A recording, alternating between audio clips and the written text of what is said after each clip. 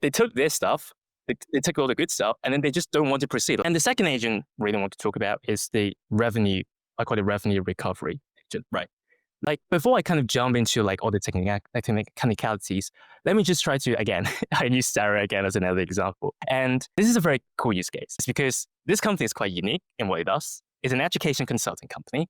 And what they do is there are many students who want to study abroad in the UK. And they don't really have an idea of, okay, what schools should I go to? Now, the use case is when the students go to do these kind of consultations and also do the admission test, that data being saved somewhere in the database. But a lot of the times the CEO found that none of them actually got back to them. Like they took their stuff, they took all the good stuff, and then they just don't want to proceed. Like it's like, oh, I'm not too serious about studying in the UK, or like I've gone to another competitor who's cheaper, whatever, right? And yeah, a lot of the students take tests and they never apply.